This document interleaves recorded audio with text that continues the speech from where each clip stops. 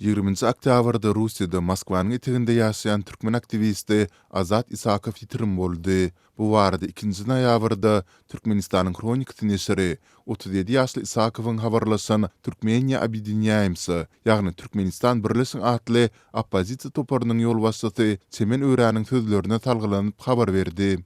Maglumata görä telefon jaňlaryna jogap bermegini bet etmeginiň öňýany Isakow Çemen Örä polisiýa geldi. Egerde tapsalar meni akitmekleri mümkin, men gidilendim diýip ýazgy ugradypdyr.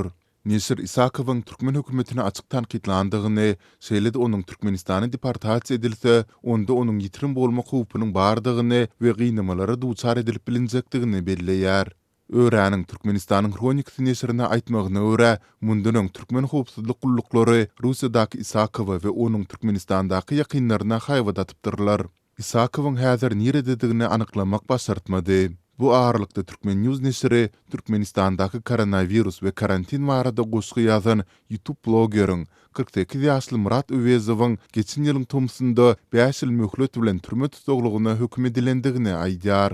Nesir 1 noýabrdaky habarynda öz çeşmelerine talgylanyp Öwezowa kezzapçylyk aýplamasynyň ýönkünlendigini, emma atletinde ondan sosial ulgamyndaky çykyşlary üçin aralandygyny belleýär. Azatlyk radiosy häzirlikçe bu maglumatlary öz çeşmelerine tasdikladyp ýa inkar etdirip bilmedi.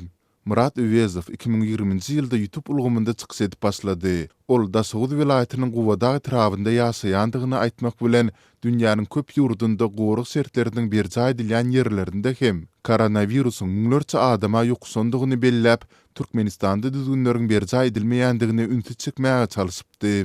Galy bersede soňky aýlarda Türkiýadaky türkmen aktivistlerine edilýän hüjümler hem ýygyzamlaşdy. Şeýle-de olaryň Türkmenistandaky ýakynlaryna da batyşlar güýçlendi.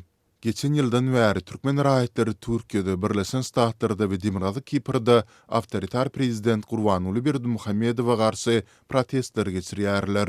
Türkmen hökümetiniň tanqidçilari we hukuk toparlary Berdimuhammedowyň 2006-njy ýylda ozalky awtoritar lider Sapar Murat Niýazowyň ölümünden soň häkimete geçmegi bilen dissidentleriň sesini batyp ýatyrandygyny, şeýle-de berk çäklendirmeli ýurtdaky ýagdaýlary üýtgetmek boýunça oňaýly çäreleri görmändigini aýdýarlar.